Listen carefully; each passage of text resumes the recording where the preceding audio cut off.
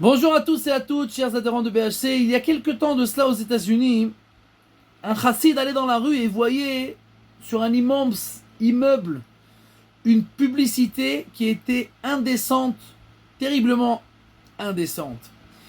Il regarde le numéro du publiciste, celui qui a fait la publicité, il l'appelle, il lui demande: écoutez, je vous demande d'enlever cette publicité. Il dit: mais ça va pas, monsieur.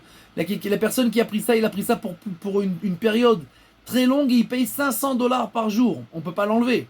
Il dit: mais c'est pas possible, on peut pas laisser une chose pareille. Qu'est-ce qu'on peut faire? Il dit: écoutez, si vous payez $1000, alors nous on pourra lui rendre son argent et le dédommager et peut-être qu'il acceptera de vous donner sa place.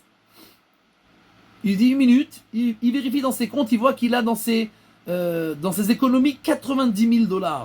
Il appelle, il dit: vous pouvez prendre pour 90 jours. Bloquez-moi cette publicité pour 90 jours. Je veux pas qu'on voit ces horreurs sur le chemin où les enfants d'Israël vont pour aller étudier la Torah. Il dit: ok, on va vérifier. Il le rappelle après quelques instants. C'est bon, il est d'accord. On l'indemnise et on vous donne à vous la publicité. Maintenant, qu'est-ce que vous voulez qu'on mette là-bas sur cet immeuble? Il dit: mais moi j'ai rien à faire de publicité.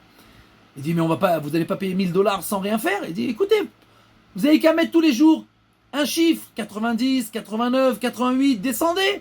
On a 90 jours et peut-être qu'à un certain moment j'aurai quelque chose à faire une publicité. Pour l'instant j'ai rien.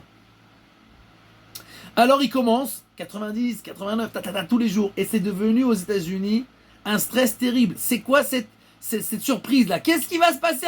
Qui c'est le dingue qui investit tellement d'argent pour une période tellement grande? En général, on fait du suspense pour une semaine, 2 semaines, mais 90 jours. Et tout le monde sait que ça coûte une fortune.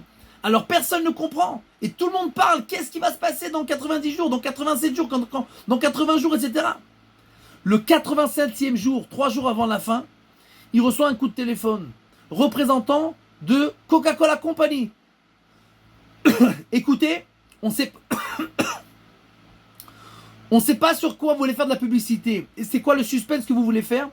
Mais on est prêt à vous racheter ce suspense-là pour $3 millions. Pour nous, ça vaut le coup.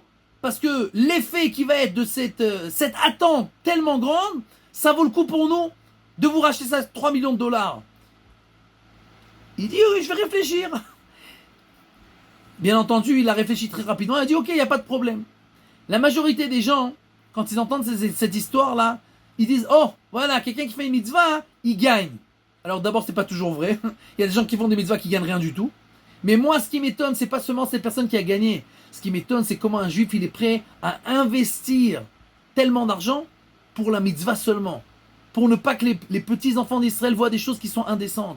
C'est-à-dire de faire le bien sans rien attendre en retour. Seulement pour faire le bien. Et ça, c'est ce que nous, on doit apprendre. On doit apprendre et prendre qu'on fait le bien. Est-ce qu'on va gagner de ça? Peut-être oui, peut-être non. Ça change, c'est pas pour ça qu'on le fait. On le fait parce qu'on doit le faire.